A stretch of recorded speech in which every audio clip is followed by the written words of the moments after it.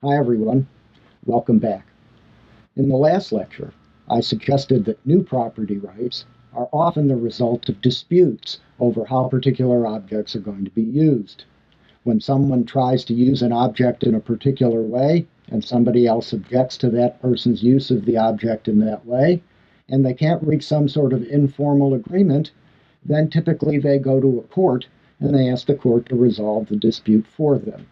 The court does so by either saying that the person has the right to use that object in the way that he or she claims, or alternatively, that the other person, the objector, has the right to control that use of the object and can stop the first person from using the object in that way.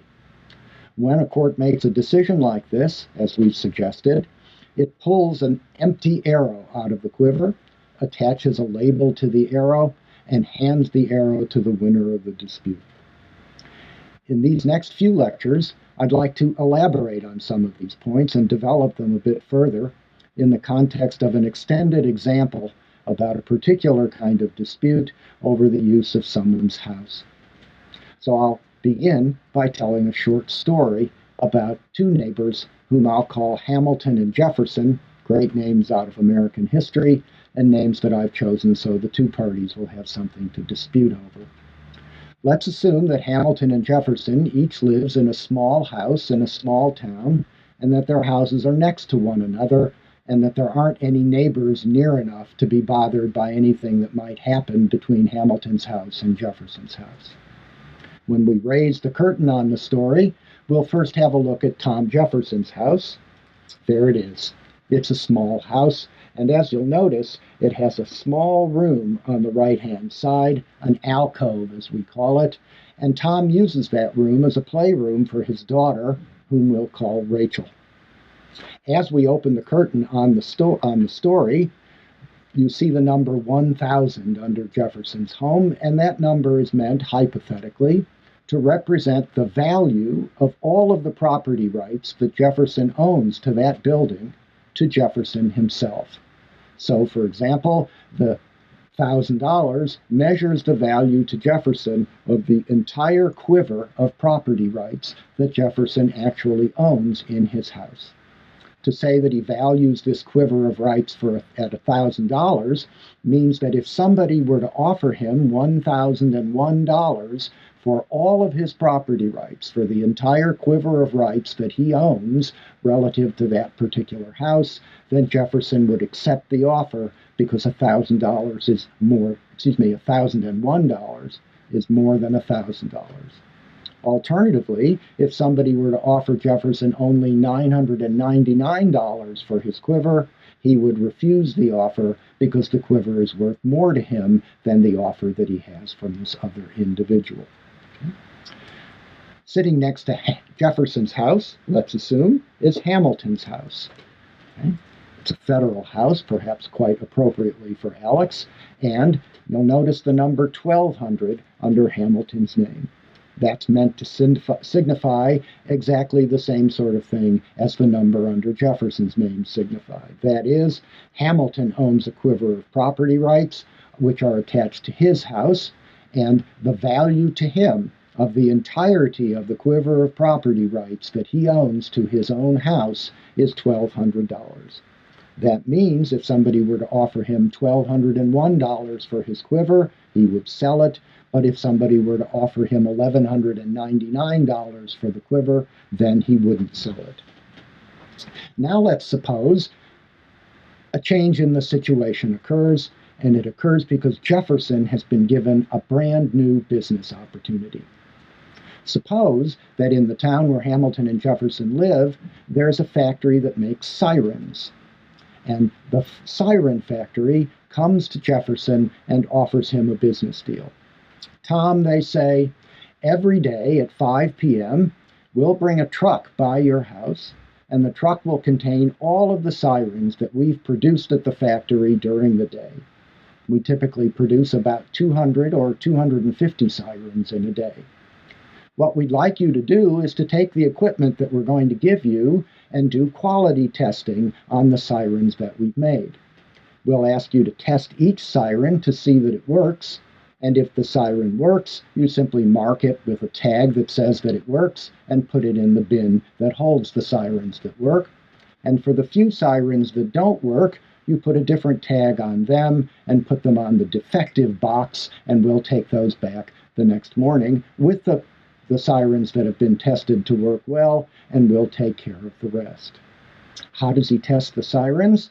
Well, the equipment that he's been given is very simple. It's simply a battery with two wires. He connects the two wires to each siren, and then he sees whether the siren makes a noise.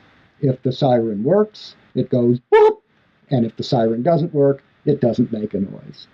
So, Tom estimates it will take him about 2 to 3 hours in the evening, from 5 to 8, to test the 200 or 250 sirens that are going to be given to him every day by the siren manufacturer. The siren manufacturer offers Tom the following deal.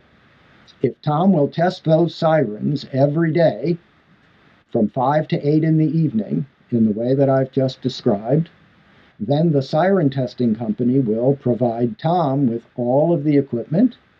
It will provide him with compensation for his labor. It will provide him with full compensation for any unpleasantness that he experiences from testing the sirens.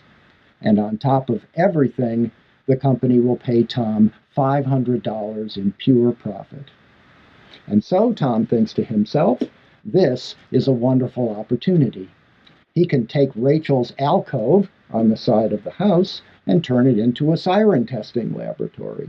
He'll set up the equipment that the siren testing company brings him, and every day from 5 to 8 in the evening, he'll connect his battery-powered tester to the sirens and see which sirens go whoop and which sirens don't.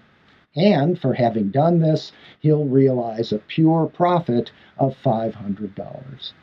So, as you can see in the slide, Jefferson's quiver of property rights is worth $1,000 if it does not include the arrow that allows him to test sirens in Rachel's alcove.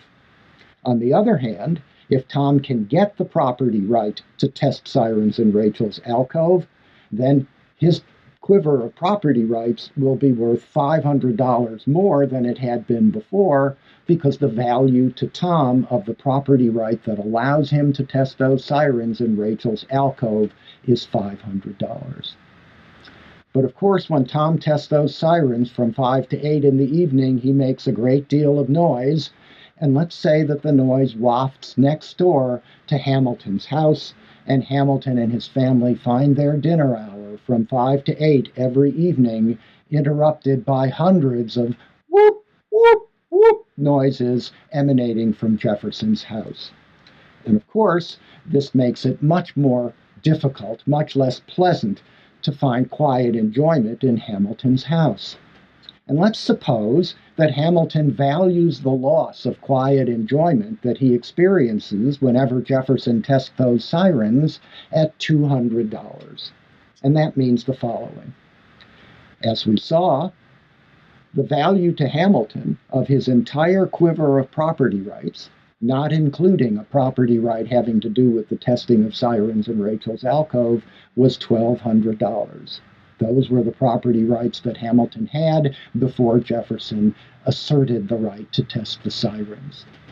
But if the sirens are run and are tested, and Hamilton does not have the right to stop Jefferson from doing so, his house will simply be less pleasant for him and his family to live in, and the value of those very same property rights, the ones that he had before the sirens were tested and were then worth $1,200, the value of that quiver of property rights will be reduced, in Hamilton's eyes, to $1,200. In a word, testing of the sirens is worth $500 to Jefferson, but if he does test the sirens, he'll impose a $200 cost on Hamilton in the form of denying Hamilton the quiet enjoyment of his home between 5 and 8 on weekday evenings. So, we have a dispute. Can Tom and Alex work it out? Well, maybe they can. They're neighbors after all. It's easy for them to get in touch with one another. They know one another well, and so they begin to think about working it out. And so Alex, who's the aggrieved party, it looks like, walks across the way and knocks on Tom's door and says, "Tom, about those sirens, perhaps we can come to a deal. I'd really be grateful if you'd stop testing those sirens, because in fact it really does disturb our dinner hour, and things have always been so quiet, we've come to enjoy it greatly. So would you please stop testing the sirens?" And Tom says, "Well, Alex, I'm very sorry about the disturbance to your dinner hour, but I'm just trying to make a living, and I have an opportunity to use my house. Rachel's alcove is, after all, in my house, to use my house to earn $500 in undertaking what would otherwise be a perfectly legal activity." So Alex says, now perhaps becoming a little annoyed, Alex says, "Tom, I was here first. You've disturbed the situation that was here before.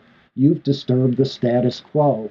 I think I have a right to expect that the status quo will continue, and therefore I think that you cannot test those sirens without my permission, and therefore I ask you to stop." And Tom, now becoming somewhat irritated himself, says, "Alex, are you presuming to tell me what I could do with my own house? It is my own house. There's no law against testing sirens." Tom happens to know that their town has no zoning ordinances. "And so there's no reason for you to tell me that I can't use my house in order to test sirens in this way, and I won't let you stand in the way of my providing for my family." Well, it's possible that if the argument goes on for long enough, either Tom or Alex will give in to the other one. Alex might say, "Okay, Tom, you can test your damn sirens, and we'll just suffer the loss." Or Tom might say, "Okay, Alex, I'll put the sirens away and swallow the loss of this profit-making opportunity." But if they do come to such a deal, note that they will have informally defined a property right between them. If Alex forbears from complaining, if he tells Tom to just go ahead and Alex will suffer, then Alex has effectively granted Tom a property right to test the sirens in Rachel's alcove. But if Tom, to keep the peace, agrees not to test the sirens, then he will have implicitly and informally have given Alex a property right in Rachel's alcove, in Tom's house, and Alex will use that property right to keep Tom from testing the sirens. But this is America, and people are not likely to come to an easy resolution of disputes like this, and we're likely to see Tom and Alex next when they go to court. What is it that they're arguing about when they go to court? Well, indeed, we've already seen the answer. They're arguing over the ownership of a particular arrow that's associated with the object of Tom's house, and in particular the part of Tom's house we're calling Rachel's alcove. They're arguing about which of the two of them owns that arrow. If Tom owns the arrow, then he will be able to test the sirens in his own house without compensating Alex for the costs that Tom's testing of the sirens imposes upon Alex. But if Alex wins the case, then he gets the property right to test sirens in Rachel's alcove, and he will use that property right negatively. He won't enter Tom's house to test the sirens himself, but he will control the use of Rachel's alcove by not allowing Tom to use Rachel's alcove to test sirens. And as we've seen, if they can't agree informally, then they will go to court.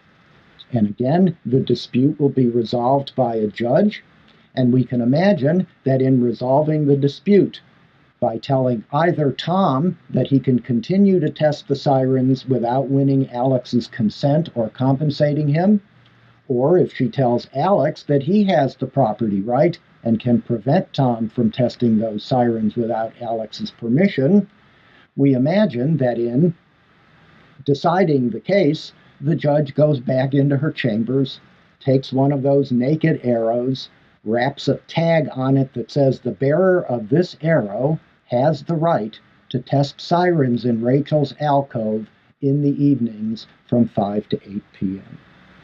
So it looks like there's a lot at stake in this particular dispute. And so let's assume that Tom and Alex have both done their best to secure the best legal talent possible.